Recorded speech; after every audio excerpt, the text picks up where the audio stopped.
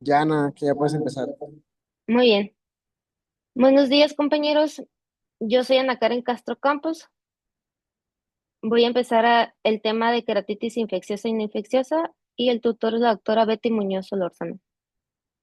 Hoy vamos a hablar sobre estos tipos de queratitis desde un enfoque clínico, práctico, integrando fisiopatología, microbiología estratificada por escenarios y toma de decisiones terapéuticas. Como clasificación, las queratitis se pueden dividir en infecciosas y no infecciosas. Dentro de las infecciosas encontramos bacterianas, virales, fúngicas y parasitarias. En las no infecciosas predominan causas inmunológicas, marginales, neurotróficas, ulcerativas periféricas y por exposición. Esta clasificación es importante porque el manejo cambia completamente según el mecanismo fisiopatológico. No existen signos clínicos patognomónicos exclusivos de cada una de las etiologías.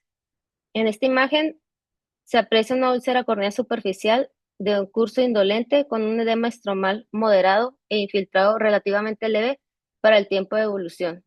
Esta imagen fue tomada del libro, lo describe como que es un paciente diabético que fue infectado con un organismo de moraxela, dando un cuadro un poco más lento y ocasionando un epitelio frágil, por lo que no siempre van a ser muy descriptivos los casos. Bueno, primero voy a repasar la epidemiología para entender la magnitud del problema, después la fisiopatología, defensa ocular y patogénesis molecular.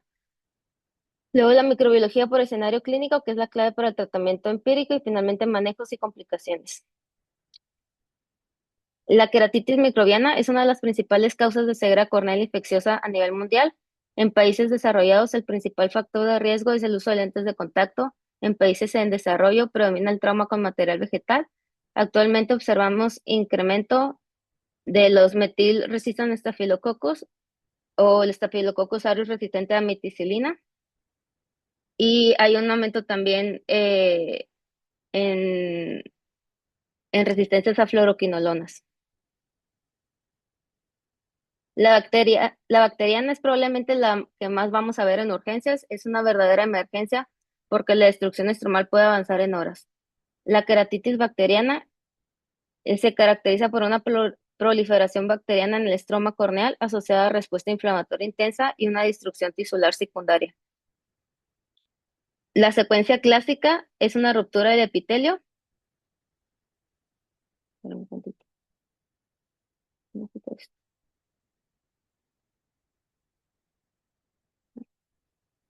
Luego, seguidamente, la bacteria se va a adherir a este epitelio, invadiendo el estroma, y el huésped va a tener una respuesta inflamatoria. Mucho de este daño final no es solamente por el microorganismo, sino por la respuesta inflamatoria intensa, donde se liberan enzimas que degradan el colágeno. La córnea normalmente es altamente resistente a la infección. Las principales barreras son el epitelio intacto, la película lagrimal, el parpadeo y la flora normal. Cuando esas barreras fallan, es cuando se aumenta el riesgo de infección. La lágrima tiene inmunoglobulinas A, secretoras, lactoferrina, lisocimas y otros componentes que frenan las bacterias. Por eso, cuando altera el volumen de la lágrima, la mucina o su distribución se predispone a una infección. Ok. A nivel molecular, la bacteria se adhiere con estructuras de adhesión y luego dispara reclutamientos de neutrófilos. Los neutrófilos liberan a su vez melatoproteínas que degradan la maíz extracelular. Si este sistema se desbalancea, aparece el adelgazamiento progresivo del estroma, lo que clínicamente vemos como un derretimiento corneal o un melting. Esto es peligroso porque puede terminar en perforación y muchas veces el motor real es de componente inflamatorio, donde hay neutrófilos y enzimas degradando la matriz.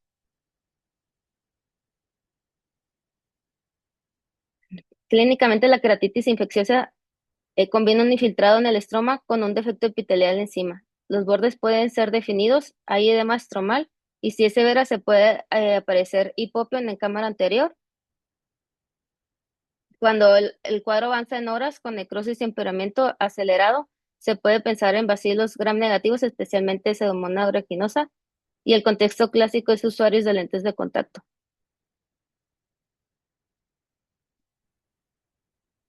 Estos son tres de los agentes bacterianos más frecuentes. El Staphylococcus aureus es típico en blefaritis, enfermedades de superficie y trauma ocular. El Streptococcus pneumoniae puede asociarse a trauma y cuadros más purulentos. Y la Pseudomonas es la clave en lentes de contacto, como ya les mencioné, por su agresividad. En casi todos los casos hay un factor que rompió la barrera, ya sea un lente de contacto, un trauma, un antecedente quirúrgico o una exposición por mal cierre palpebral o toxicidad por gotas. Un dato importante es que el abuso de anestésicos tópicos, porque puede causar daño epitelial grave y además enmascara el dolor, haciendo el paciente llegue más tardíamente a la consulta. En la práctica no se da tratamiento pensando en una lista de bacterias. Ana Karen, ¿puedes Mande. parar un poquito, por favor?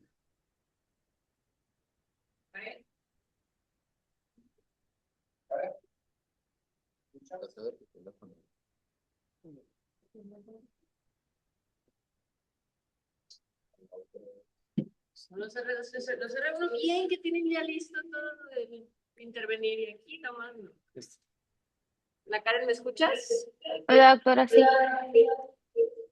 ¿Por qué se escucha tan feo?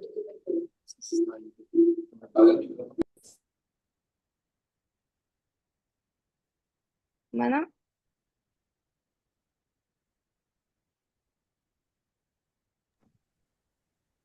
No sé si lo comentaste o no. ¿Cuáles son las bacterias que penetran epitelio intacto? Estoy hablando a la Karen. pues puede ser como la, la gonocócica, pero todavía no se mencionan, doctora. Gonocócica. Bueno, ok, ¿qué más?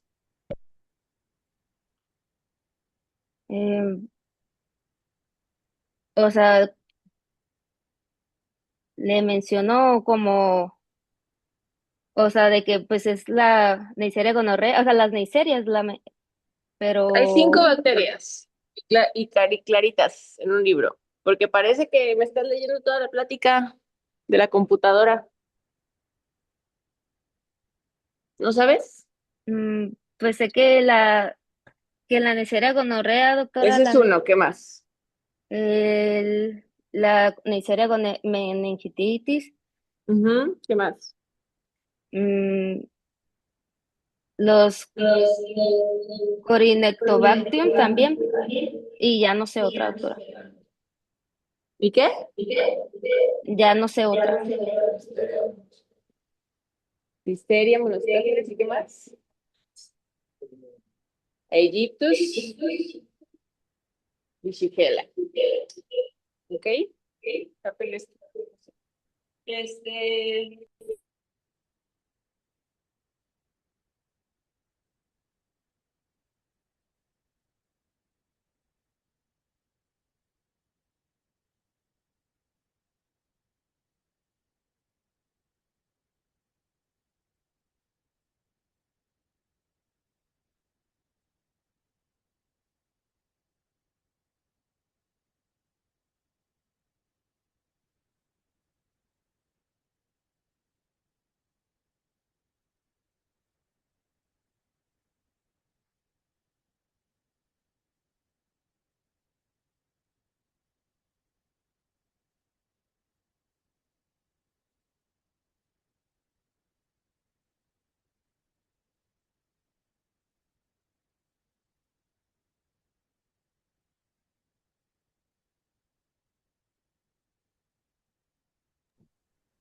Adelante, Ana Karen.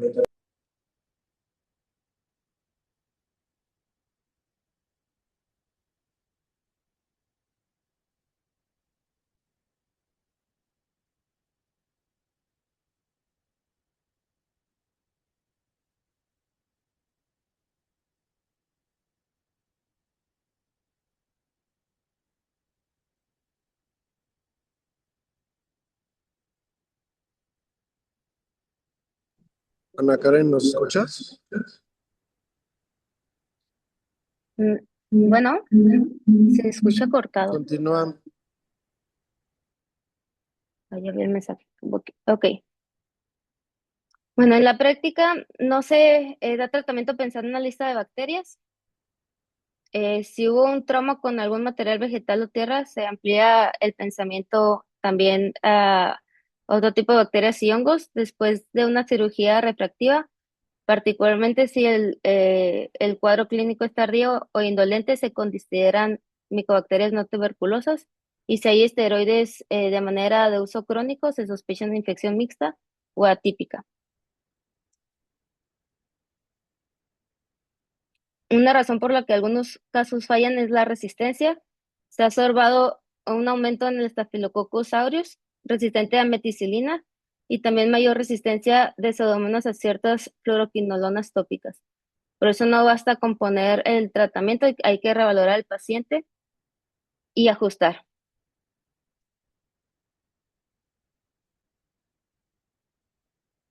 La concentración mínima inhibitoria es la menor concentración del antibiótico que frena el crecimiento del germen.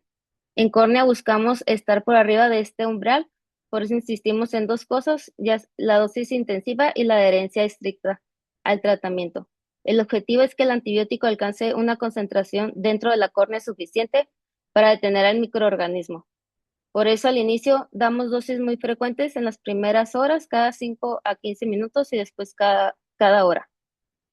En úlceras severas o centrales grandes usamos antibióticos fortificados, por ejemplo, combinaciones para cubrir ya tanto sea gram positivos y gram negativos. Aquí lo importante es que si se sospecha de resistencia, se debe considerar antibióticos como fortificados con vancomicina y toma de cultivos tempranos para no perder el tiempo.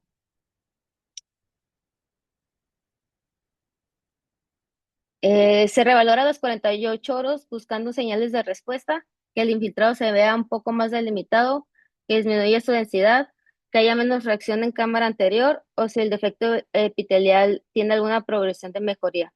Si no hay respuesta, se piensa en resistencias, una mala adherencia al tratamiento, un diagnóstico incorrecto, toxicidad del medicamento o una córnea neurotrófica que no cicatriza. En pseudomonas, puede aparecer peor al inicio por la liberación de toxinas y una respuesta inflamatoria avanzada, por eso la correlación clínica siempre se tiene que tener en cuenta. Los cultivos no son para todos los casos, son estratégicos. Cuando hay alto riesgo visual o alto riesgo de fallo, cuando hay un infiltrado Para un central, poquito, Ana Karen. no se escuchó bien. No, al contrario, un cultivo, si viviéramos en un mundo ideal, no se puede quitar eso.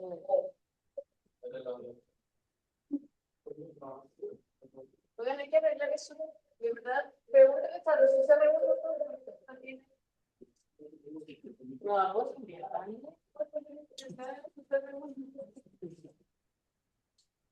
Entonces, por eso está mejor estar en la computadora. Ustedes no, nosotros. El cultivo en un mundo ideal siempre. No, que no es para todos. Obviamente, casos mundiales no, pero las úlceras que llegan no suelen ser leves. Pero en un mundo ideal sería siempre. Pero a veces casi no salen, no reportan, no tienen resultados porque o no se hace bien o porque no hay la pericia adecuada de manejar este tipo de cosas. Pero los cultivos serían siempre en tratamiento. Como les puse los certificados, hay artículos que incluso equiparan la efectividad de las quinolonas de alta generación con cualquier hábitat, ¿no? Entonces, no está tan mal iniciar con un oxitocino y estarlo individualizando. Sí, obviamente, si ya tienes sospecha de algo más, pues puedes, ¿cómo se llama? Como individualizar el tratamiento. Pero de inicio es una buena herramienta iniciar pues, con tu quinolona de más alta generación, ¿no? Obviamente ahí no siempre, y esto lo van a ver en las queratitis, incluso hay una aplicación que empezaron a hacer como para datos clínicos que te hicieran orientar sobre qué etiología tenía la queratitis, y se da cuenta que hasta expertos, hasta corneólogos, pues a veces no saben, no pueden identificar si es micótica, si es bacteriana, porque se pueden simular, ¿no? Entonces es ahí donde entran los diferentes tipos de tratamiento. Si es una queratitis leve, no tan severa, pueden iniciar con esta digamos, monoterapia, una quinolona. Obviamente si ven que ahí ya tiene una lesión mucho más grande, que tiene un infiltrado central, que está presentando melting, bueno, pues intentar con todos los medicamentos habidos y por haber, ¿no? Tienen que saber hacer los certificados, mande. Bueno, ahí es que no es lo mismo, no hay receta de cocina de haz esto y esto y esto, no, ¿sí? ¿Qué se suele recomendar? Pues que a lo mejor, yo casi no doy dosis de impregnación, yo prefiero dejarlo cada hora, o sea, al inicio, pero sí puedes que la primera hora le pongas cada 5 minutos y ya se quede cada hora, cada hora, cada hora. Eso es muy importante de lo de mejoría y no mejoría. Son casos bien severos, ¿sí? Entonces, tienen que explicarle al paciente que mientras no empeore, se va ganando, ¿sí? Porque muchas veces ya le quieren cambiar algo y el paciente está estable, ¿no? Entonces, si no estamos presentando un empeoramiento, vamos bien, ¿sí? ¿Cada cuánto citan al paciente?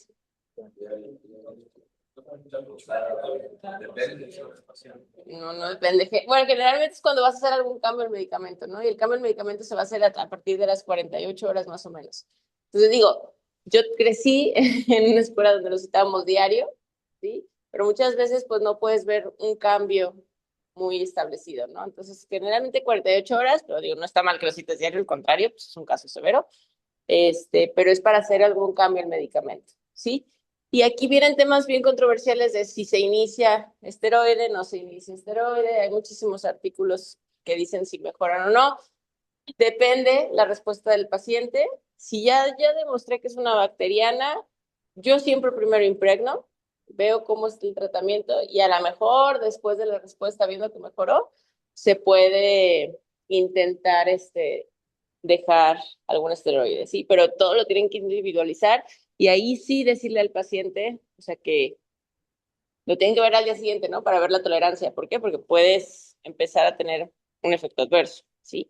Entonces, yo siempre impregno primero, veo la respuesta y depende de cómo responda, ya le empiezo a dejar el antiinflamatorio, ¿sí? ¿Por qué? Porque sí nos ayuda mucho con la molestia del paciente y también hay estudios que pues disminuye la tasa de cicatrización, el leucoma va a ser menor, va a haber una mejor agudeza visual, o sea, hay mucho beneficio que puede tener, pero primero impregnar y ya después dar tratamiento, ¿no?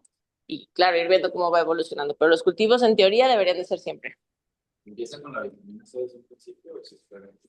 No, pues es que depende. O sea, ustedes ven una queratitis leve y ya le quieren dejar todo, ¿no? Entonces ya cuando no respondan, pues ¿qué le dejas? Pues la bendición. No, pero digamos, ya ahí Si te llega un infiltrado central muy profundo, con un hipopio, o sea, que se ve severo, pues puedes iniciar, pero a ver, es un coadyuvante, ¿sí? Se inhibe la metalloproteína actualmente. Pero pues es un coadyuvante, ¿sí? Si fuera el tratamiento de base, pues te lo dirían todos, ¿no? Tipo, o sea, es ayuda. No hay que dejar de...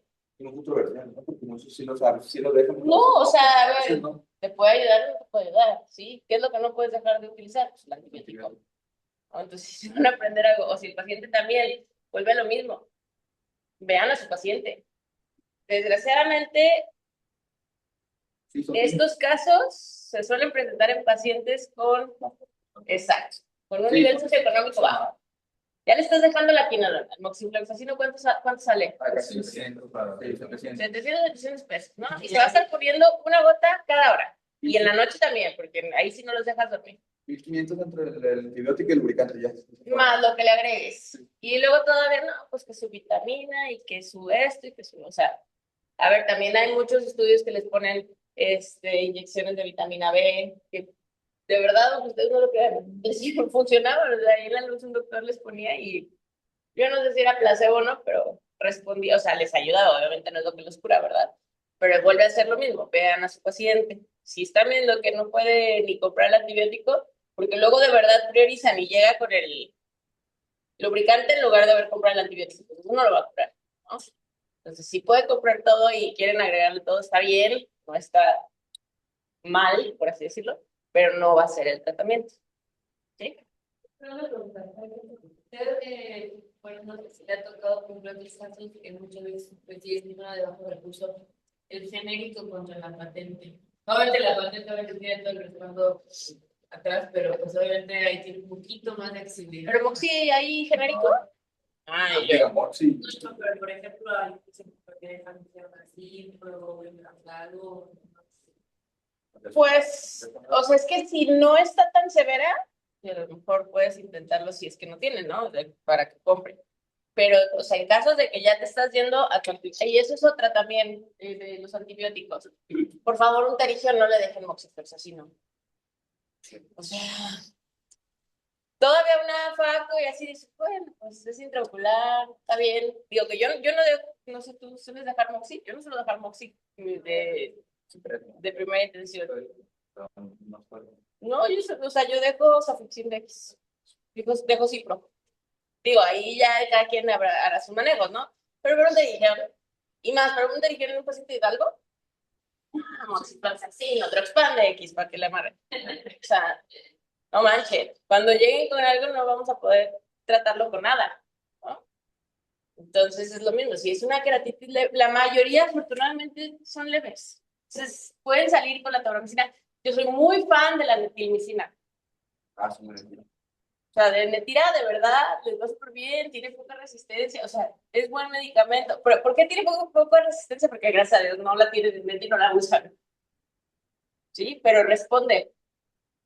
Entonces, no hay que abusar, porque nosotros somos los que luego nos complicamos solitos, dejando antibióticos al por mayor y luego ya no te responden a nada, ¿no? Y obviamente, si ves que las 48 horas, en lugar de mejorar o de estar estable, empeora, pues ahí diría de paro ya, mándalos antes de que se complique, ¿no? Porque ya nos mandan a punto de perforarse y se hace un relajo. Pero si están viendo que no responde, pues hay que cambiar el antibiótico, hay que intentar hacer otro cultivo, hay que ver, porque si hay mucha resistencia. Y cambia mucho. Cuando tienes el antibiograma, y ¿Se le pone... espera usted ¿Dónde? cuando va a pedir un cultivo, quita el tratamiento unos días o no? Pues tendrías, pero no lo puedes quitar. O sea, sí tendrías que... ¿Dónde? Sí, obviamente, pero... Es que también es cierto, Alberto, con usted cuando, o sea, un paciente manzanillo, o sea, multitratada de 2 meses de evolución, o sea, llegó tuvo que ponerle en contacto porque ya se iba a perforar, pues, sí, cierto. Sí, entonces ahí siempre no dejen, si están viendo que no responde, mándenla con un cardiólogo, por favor, porque de verdad no la mandan nada cuando, como la que metimos el otro día de toda perforada horrible. Entonces digo, sí pasa y hay veces que no te responde a nada, ¿no? Y también otra cosa, si están sospechando que puede tener multietiología, o sea, que no es nomás bacteriana, aguas con el esteroide, aguas. Yo soy la más fan del esteroide, como todo segmento córneo y demás, pero con cuidado, ¿sí? ¿Por qué? Porque sí puedes provocar ahí más daño que bien. Entonces, siempre el mensaje, iniciar con un antibiótico, sí, obviamente si son casos de ver una creatitis grave. ¿Cuáles son las creatitis graves? Están afectadas centro. O sea, si ya tienen afectación central más de 2 milímetros, se considera grave, ¿no? Ya se te empieza a infiltrar y todo es más características. Pero con que esté afectado el centro, ¿por qué? Porque se traduce en una baja visual. O sea, a lo mejor sí resuelve, pero te va a dejar un leucoma y el paciente ya no va a ver bien, ¿no? Entonces, siempre hay que tener precaución con esas. Y ya, ¿alguna duda? ¿Otra duda? No, pero que ahorita no. Ok, sí, le vengan para terminar. Continúa. Muy bien. Bueno, para terminar con esta diapositiva, en la imagen inferior vemos una placa de cultivo de agar chocolate, donde se ve un crecimiento con frente, y en la imagen superior se muestran los cuerpos de inclusión característicos de una tinción de Giardia, es por clamidia. Bueno, hablando de la doxiciclina, se usa aquí principalmente por su efecto de frenar enzimas que degradan el colágeno y por modular la inflamación. Esta no se usa como antibiótico principal para la úlcera, sino como apoyo cuando hay riesgo de adelgazamiento progresivo. La doxiciclina en sí inhibe la metalosproteínas de la matriz, que es el MMP2 y el MMP9, reduce su degradación de colágeno tipo 1, disminuye la actividad de neutrófilos, así reduciendo las citocinas proinflamatorias. Entonces, su efecto en la córnea principalmente es antiinflamatorio y anticolagenolítico, no antibacteriano. Eso también tiene que tener sus precauciones, ya que no se puede utilizar en niños menores de 8 años, en embarazos. Hay que advertir al paciente que tiene fotosensibilidad y que se debe tener una dieta alta en líquidos. Bueno, los esteroides y factores pronósticos. Los esteroides hay que ser muy cuidadosos, como ya mencionó la doctora. En general, no se inician en la primera visita, solo se consideran cuando hay un control de la infección con antibiótico adecuado y se busca reducir su cicatrización y reacción inflamatoria. Si no se sabe el agente o se sospecha de hongo o acantoameba, los esteroides pueden empeorar gravemente. Y como mencionó anteriormente la doctora, existen ensayos clínicos de importancia donde se evalúa el uso de esteroides en úlceras corneales y no se encontró un beneficio global para todos. Sin embargo, en algunos subgrupos con úlceras profundas podrían beneficiarse, en cambio, en infecciones causadas como nocardia, los resultados fueron peores. Y bueno, el resultado va a depender de la patología previa, el tipo de agente, el tamaño y la profundidad de la úlcera, el tiempo de inicio de tratamiento, qué tanto se tardó el paciente en llegar a la consulta y la sensibilidad que éste demuestre a la antibiótico-terapia. La cirugía puede estar indicada cuando hay una falla médica, cuando hay riesgo de perforación o cuando la cicatriz es visualmente incapacitante.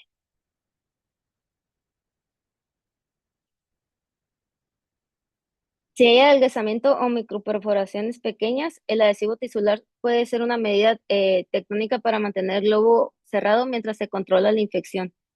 La membrana amniótica también puede utilizarse para ayudar la epitelización y la estabilidad de la superficie, pero idealmente tiene que estar la infección controlada. Y la hospitalización se debe considerar cuando el dolor es severo, hay riesgo visual alto o no se confía en la adherencia del paciente al tratamiento.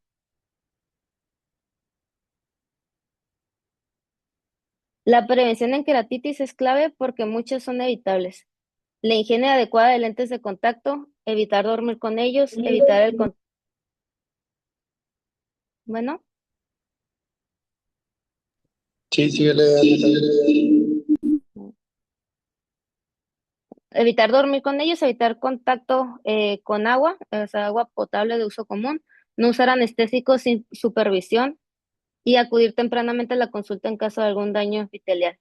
Además, el uso indiscriminado de antibióticos puede ocasionar resistencias, como ya mencionó anteriormente la doctora.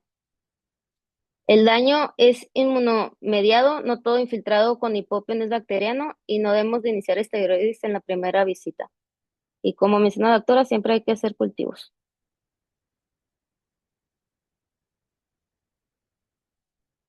Ok, ahora me pasa un grupo que suele retrasar en el diagnóstico, que son las queratitis por micobacterias no tuberculosas. Estas son indolentes, pueden simular otras infecciones y frecuentemente se asocian a cirugías refractivas.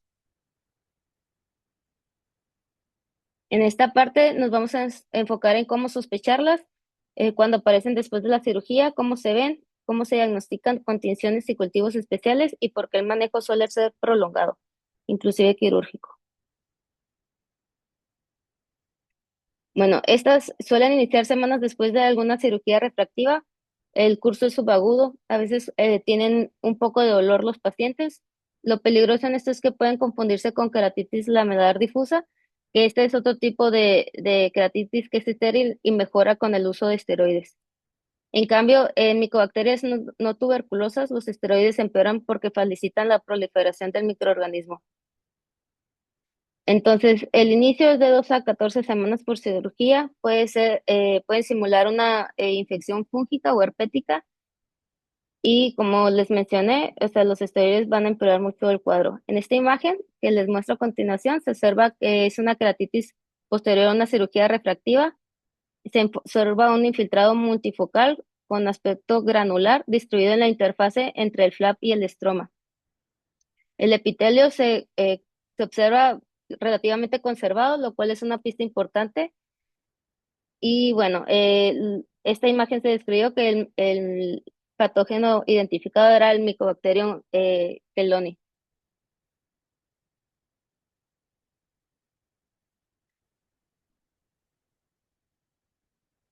Estas infecciones representan un grupo pequeño de queratitis microbianas, pero también tiene alta morbilidad visual porque el diagnóstico suele retrasarse.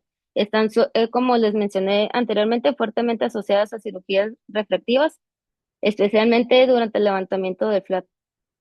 Las más frecuentes son el Mycobacterium keloni, el Mycobacterium fortuitum. Ambas crecen relativamente rápido en comparación de otros micobacterios. El principal factor de riesgo es la cirugía, la antecedente cirugía refractiva. También se asocian a traumas, lentes de contacto y uso prolongado de esteroides.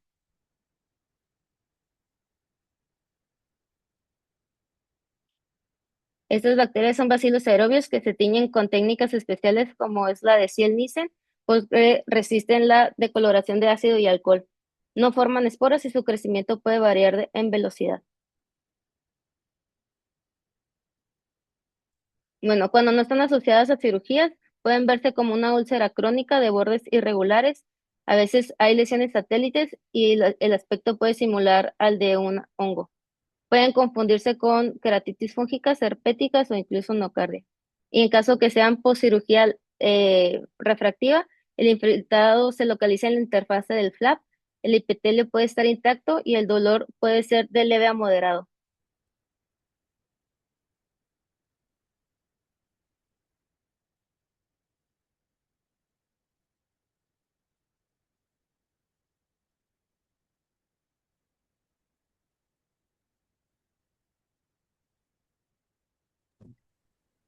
Ya no se escucha, Ana Karen.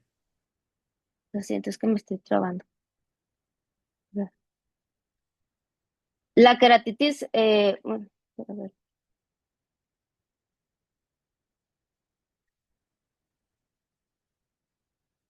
Ok.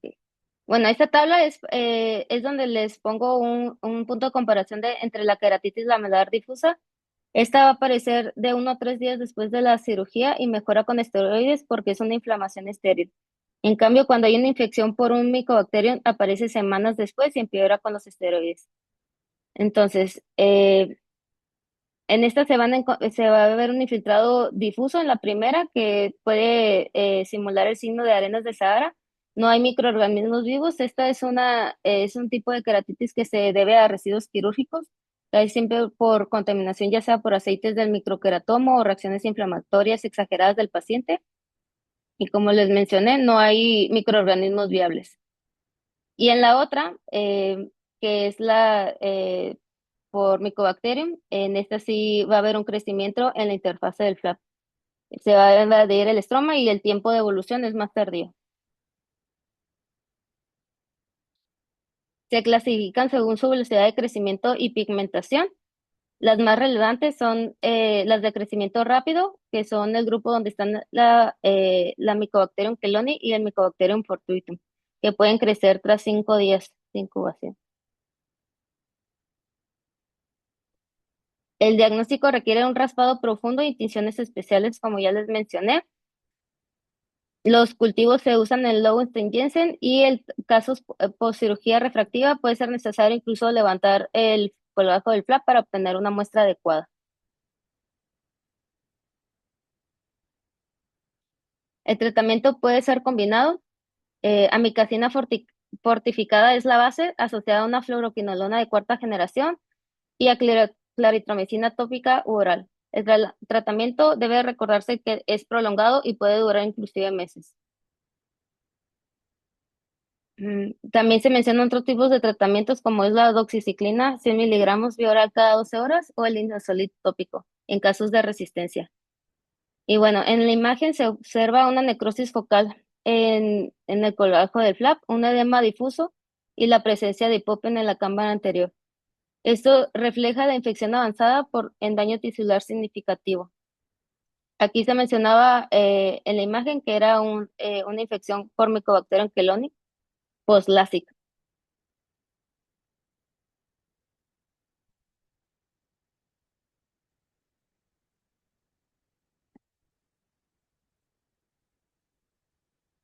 Si no hay respuesta médica o hay adelgazamiento progresivo, puede requerirse inclusive levantar el flap, irrigar con antibiótico o inclusive hacer una queratoplastia terapéutica. Y bueno, en cuestiones de pronósticos visuales, menciona que el 54% se logra una agudeza visual mejora a 20-40 y solamente menos del 15% de los pacientes con ese tipo de afección van a terminar con una agudeza visual menor a 20/200.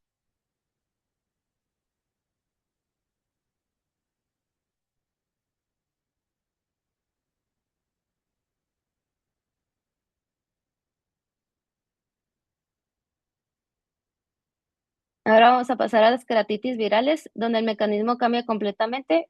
En virus el daño puede ser directo por replicación viral o por eh, inmunomediado. El virus de herpes simple es una de las principales causas de ceguera corneal e infecciones en países en vías de desarrollo. Tiene alta tasa de recurrencia porque el virus permanece latente en los ganglios del trigémino. Es más frecuente el herpes simple tipo 1. Este es un virus ácido desoxirribonucleico bicatenario con tropismo por tejido nervioso.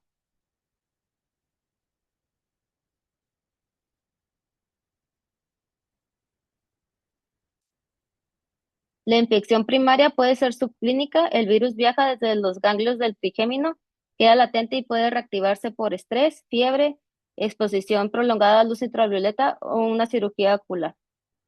En la primera imagen se observa una lesión vesicular en el párpado con un eritema alrededor de la lesión, característico de una blefaritis herpética. Y en la segunda podemos observar la reacción folicular conjuntival, típica de la infección viral. El herpes simple puede afectar distintas capas, la forma epitelial infecciosa, la forma de infección activa, la forma estromal no necrotizante es inmunomediada y la necrotizante combina infección activa e inflamación intensa. También puede haber inflamación en el endotelio. Y bueno, en las imágenes superiores se observa una lesión lineal ramificada con bulbos terminales que tiñen intensamente con la captación de fluoresceína. Esto es característico de una úlcera dendrítica por herpes simple. Mm,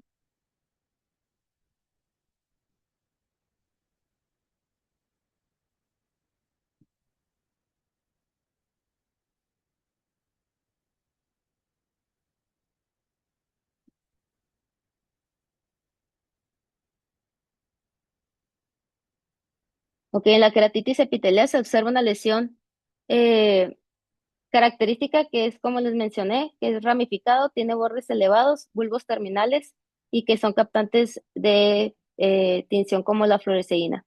El tratamiento va a ser en estos momentos ya sea tópico con ganciclovir o aciclovir vía oral 5 veces al día.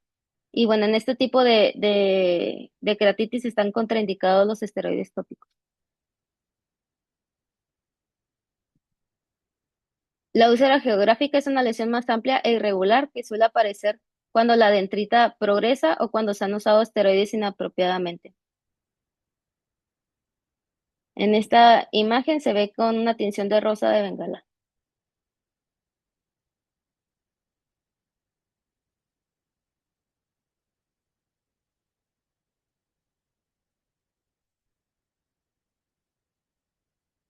La queratitis estromal no necrotizante, su mecanismo es inmunomediado. Cuando hay compromiso, ya no solamente es epitelial, sino estromal, la inflamación inmune juega un papel muy importante y el manejo incluye esteroides con cobertura antiviral obligatoria. El epitelio suele estar intacto, lo cual la diferencia de la forma epitelial. Aquí sí se pueden usar los esteroides para controlar su inflamación, pero siempre tiene que estar acompañado de su antiviral oral para evitar la reactivación viral. Y bueno, este es el caso de un paciente recién nacido que se obtuvo por vía vaginal, el cual desarrolla durante su internamiento una queratoconjuntivitis y al momento de checar la historia de la madre tenía el antecedente de una infección activa por herpes simple. El diagnóstico se hizo con serología y por alta sospecha clínica. La queratitis estromal necrotizante, esta es la forma más grave del herpes simple. Hay necrosis estromal activa, ulceración epitelial y alto riesgo de perforación. Aquí va a coexistir la replicación viral y la respuesta inmune intensa destruyendo el estroma. Se requiere antiviral vía oral en dosis altas, esteroide cuidadosamente supervisado y una vigilancia estrecha. Si aparece adelgazamiento progresivo, debemos incluso considerar medidas tectónicas como un manejo quirúrgico. En esta forma, es complejo equilibrar el tratamiento, ya que se necesita frenar la infección y al mismo tiempo controlar la degradación del colágeno. Por eso puede añadirse medicamentos como las tetraciclinas para modular las enzimas colagenolíticas.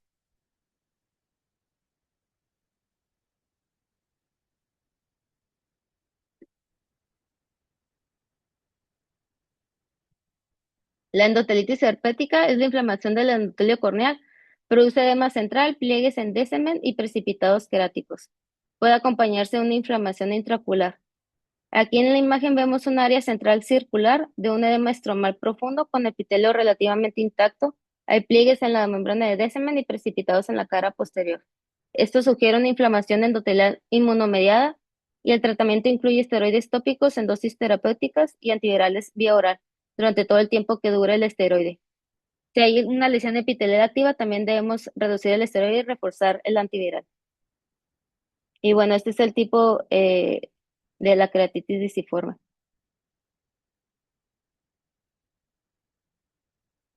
La queratopatía neurotrófica es secundaria al daño nervioso crónico. Los tipos de queratitis epiteliales virales predisponen a una aparición de una lesión neurotrófica. Su origen es multifactorial. Por un lado, las terminaciones nerviosas corneales quedan dañadas, se disminuye la secreción de factores neurotróficos, además aparece una hipoestesia en la corneal que disminuye a su vez el parpadeo, de forma que el epitelio está muy expuesto a agresiones. Las terminaciones nerviosas forman parte del reflejo del lagrimeo, por lo que su alteración va a disminuir también la cantidad de lágrima.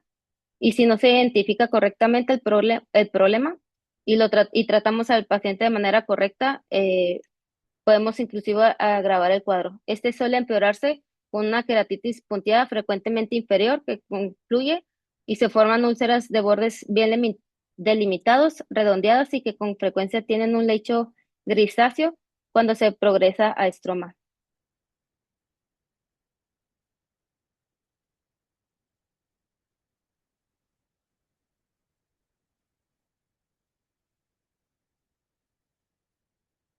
Bueno, el diagnóstico principalmente es clínico y también nos podemos apoyar, como mencionamos, con tipos de tinciones, como es la fluoresceína, la rosa de bengala, que el paciente tenga una disminución de sensibilidad corneal, o en casos atípicos podemos incluso hacer un PCR. Aquí los cultivos son raros. Y bueno, también debemos de mencionar que existen pacientes candidatos a una profilaxis, es cuando tienen más de 2 recurrencias al año, cuando tienen alguna cicatriz estromal, cuando son pacientes con antecedentes de haber tenido una queratitis herpética que se someten a algún tipo de cirugía y que sean usuarios de esteroides crónicos. Bueno, esta tabla solamente es para recordarles que existe el estudio del HEDS. El HEDS 1 demostró que los corticoides tópicos reducen la duración y progresión de la queratitis estromal herpética cuando se usan con antivirales tópicos. Y el HEDS 2 mostró que la ciclovir oral profiláctico disminuye las recurrencias oculares herpéticas, especialmente en los tipos estromales.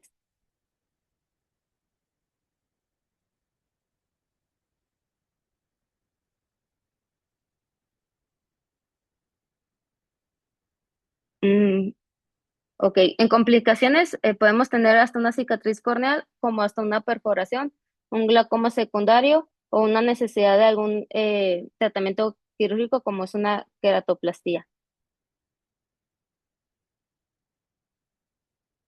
Bueno, la queratitis estromal es una forma inmunológica, los esteroides requieren cobertura antiviral y hay una recurrencia frecuente. Bueno, en las queratitis por herpes zóster, esta ocurre por una reactivación del virus de la varicela zóster en la rama oftálmica del trigémino. Tiende a afectar a adultos mayores o pacientes que sean inmunosuprimidos.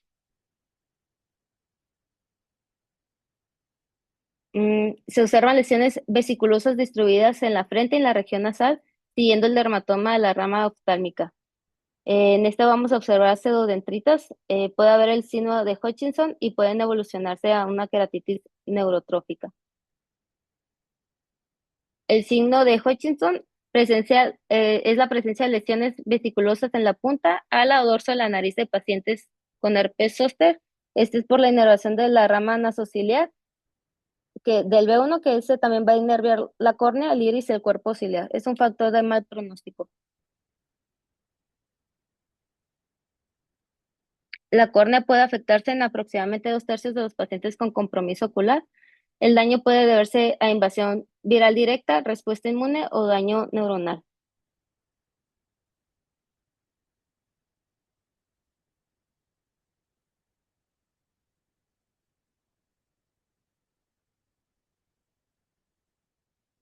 Las manifestaciones corneales siguen una secuencia temporal. Primero, lesiones epiteliales puntiformes, luego se forman las pseudodendritas, infiltrados estromales secundarios y en las fases tardías hay complicaciones como la neurotrofia.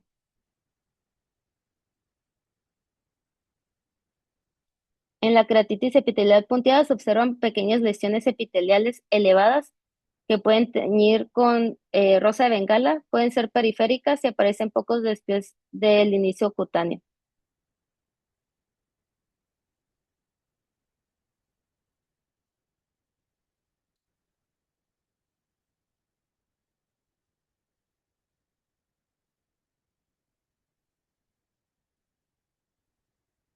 A diferencia de la úlcera dendrítica por herpes simple, estas lesiones son más superficiales. Los bordes son bordes romos y sin bulbos terminales, con poca tinción o captación de fluoresceína. Aparecen más o menos a la semana de evolución y pueden verse como estrelladas. Y en la citología vamos a ver células gigantes multinucleadas e inclusiones intranucleares. En infiltrados estromales anteriores, alrededor del 10º día pueden aparecer unas placas granulares subepiteliales que representan la reacción estromal a los antígenos virales. También se mencionan cicatrices nomulares en la córnea, que son secuelas características de la queratitis estromal anterior. Aquí se muestran en la imagen anterior, que es como que en forma de moneda.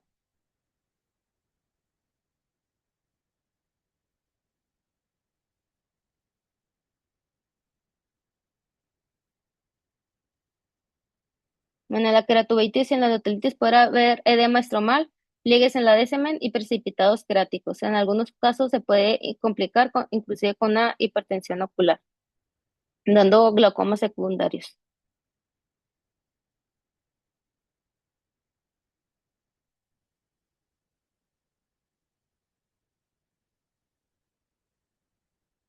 La ulceración serpentiginosa es de aparición tardía, más del mes de evolución. Se observa un adelgazamiento periférico en forma de media luna, con una base gris blanquecina, y se relaciona con mecanismo inmune y puede evolucionar a una perforación.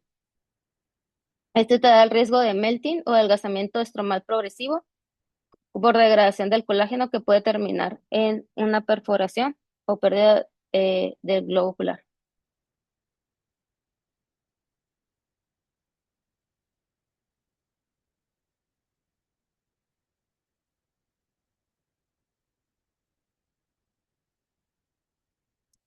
En la queratitis disciforme, esta se caracteriza por un edema estromal central con epitelio intacto, similar a la forma disciforme del herpes simple, pero con mayor componente vasculítico. Se observa un anillo estromal circular, que es el tipo Westerly, alrededor de un foco infeccioso o antígeno en la córnea, resultado de una reacción inmunológica antígeno-anticuerpo en el estroma.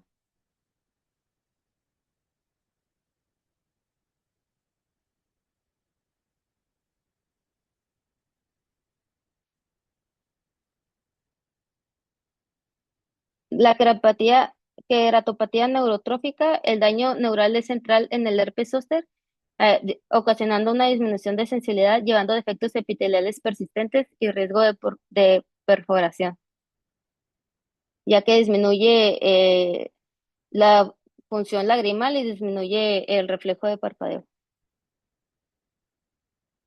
También puede ocasionar una queratopatía por exposición, ya que puede haber retracciones palpebrales y ectoprion, disfunción de glándulas de memonio, el crecimiento de pestañas aberrantes que producen una desecación coronal crónica.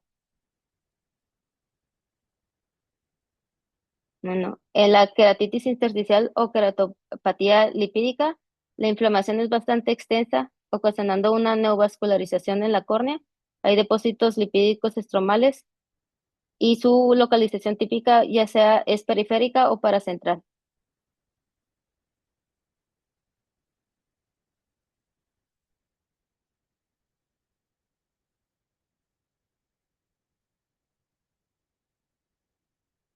En el edema corneal permanente, este puede ocurrir sin una cicatriz previa. Los mecanismos son por daño endotelial viral, una vasculitis refleja, ocasionando la reacción inmune. Los hallazgos en una microscopía especular, hay una pérdida focal de células endoteliales y esta es la que nos puede ocasionar un riesgo de perforación si hay neurotrofia asociada. Pasando a las queratitis fúngicas, estas suelen tener evoluciones más lentas a las bacterianas. El antecedente clásico es un trauma con un material vegetal. Los hongos filamentosos más frecuentes son el Fusarium y el Aspergillus. Las levaduras como la cándida suelen verse en ojos con enfermedades de superficie previa o algún antecedente de cirugía. Como mencioné, el trauma vegetal es el principal factor de riesgo. También el uso prolongado de esteroides, usuarios de lentes de contacto y enfermedades sistémicas como es la diabetes. Las úlceras corneales fúngicas son las de peor pronóstico, son de peor pronóstico que las bacterianas, perdón, son factores contienen un mayor riesgo de perforación corneal y una diseminación ocular del hongo. Ana Karen, si pudieras apurarte un poquito, unos 3 minutitos para terminar. Si quieres, ya lo más importante. Ok. Bueno, los hongos filamentosos penetran profundamente, incluso hasta la membrana edésima y se extienden a la cámara anterior. Los signos subjetivos de la queratitis fúngica son los infiltrados grisáceos, los bordes plumosos, que hay lesiones satelitales e inclusive puede haber un cambio de coloración.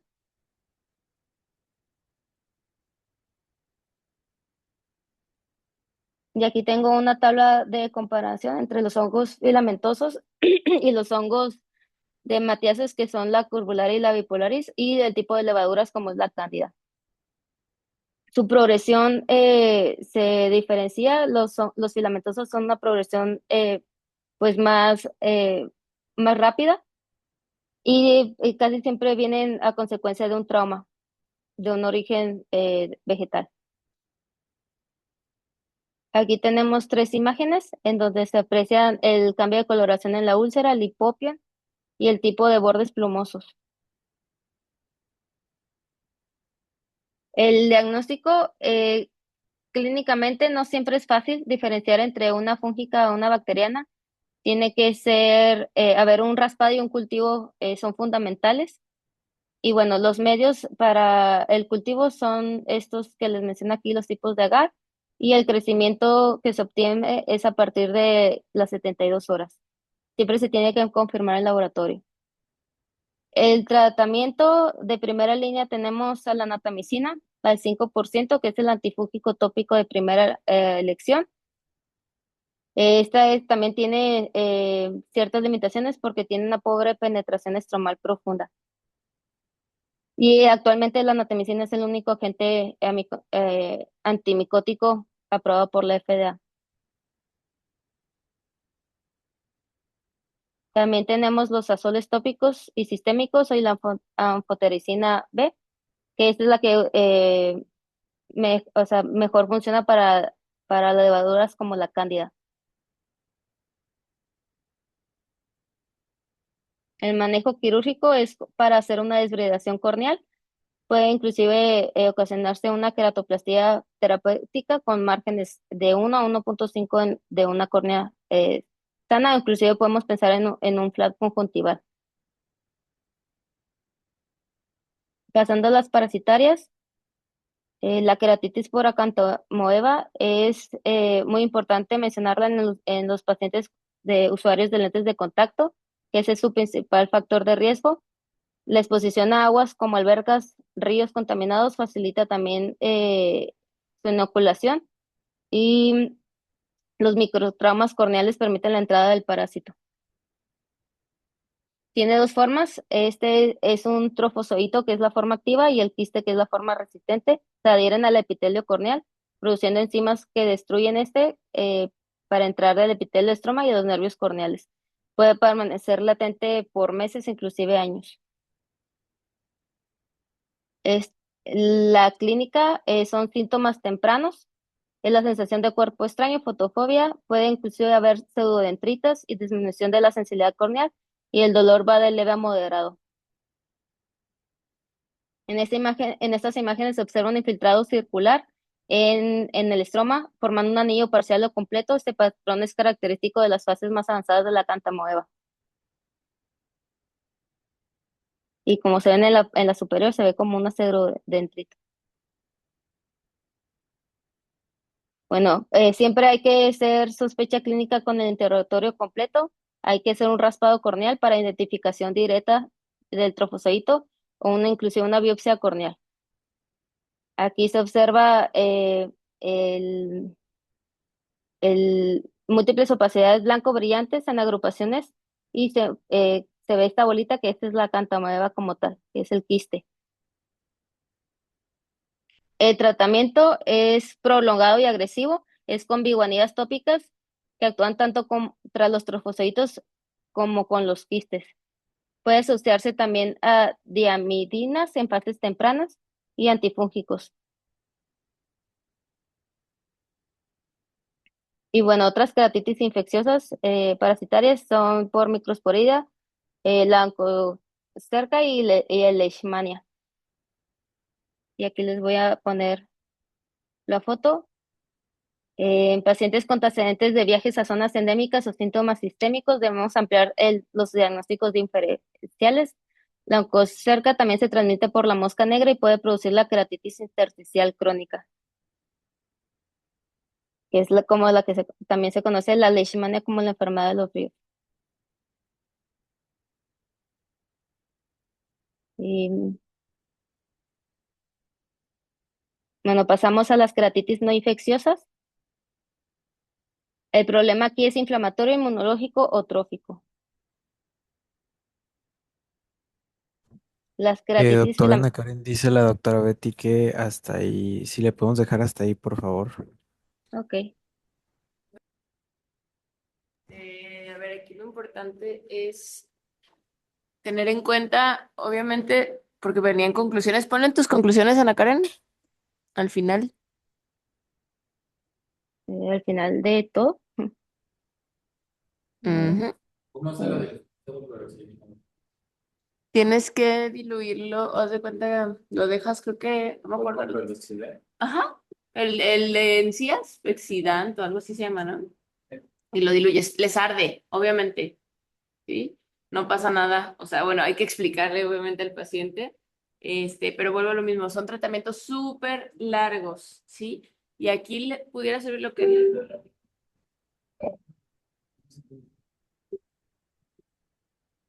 Ponle que sí estás escuchando un ringtone.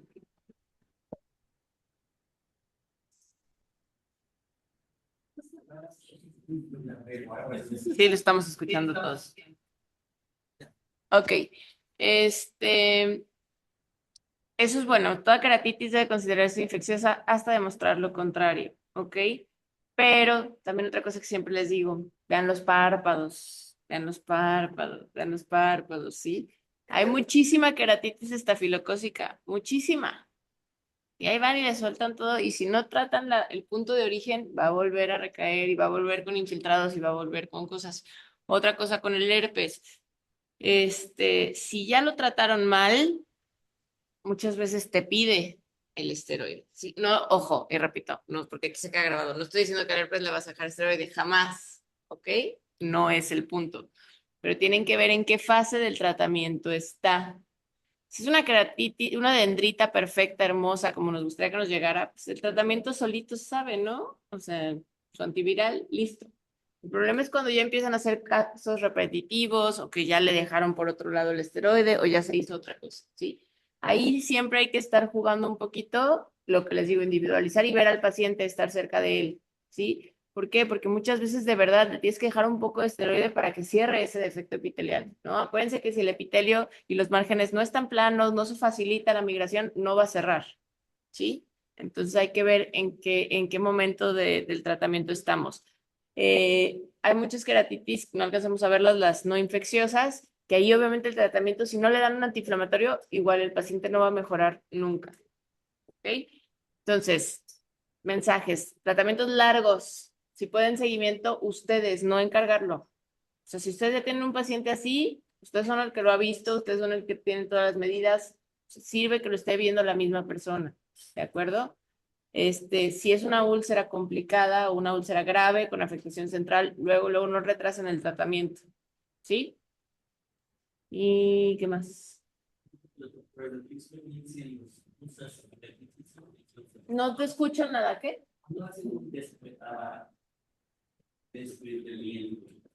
Debridamiento. ¿Cuándo hago el debridamiento? Pues depende, no es como al tercer día de los 20, no, o sea, tienes que ver cómo está. Si los bordes no están planitos y se ven sobrelevados, ahí puedes debridar un poquito, pero generalmente no. Si son úlceras micóticas, ahí tienen que ver si ya está epitelizado, porque el hongo se mete y queda en capas internas. Entonces, si no tienes un acceso epitelial, los antifúngicos no funcionan.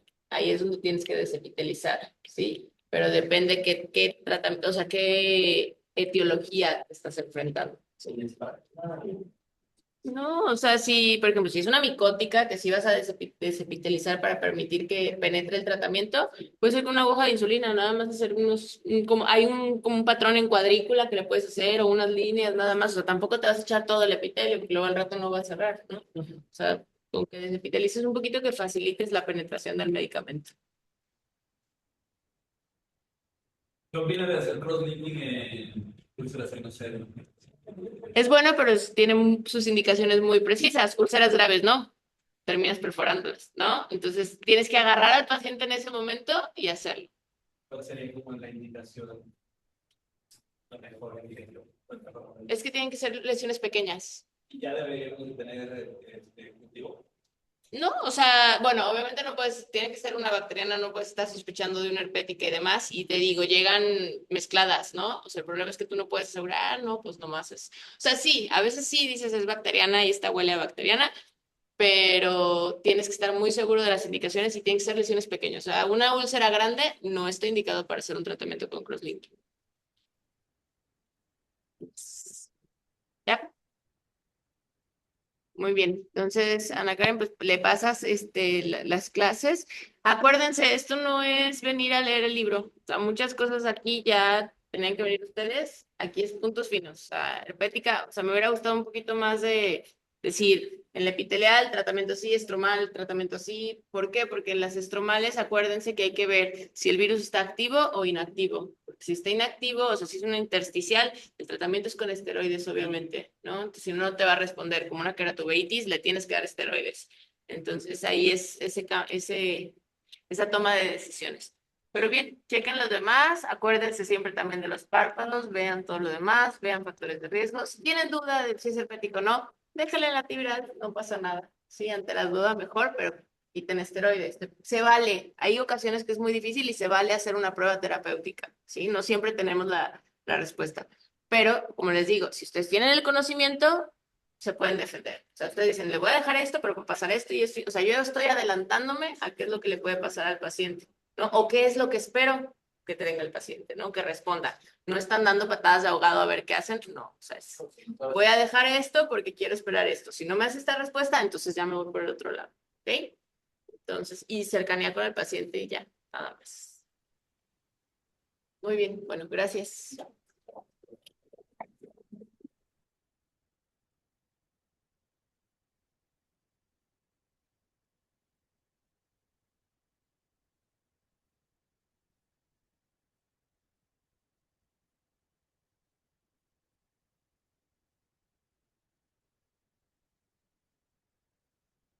Gracias.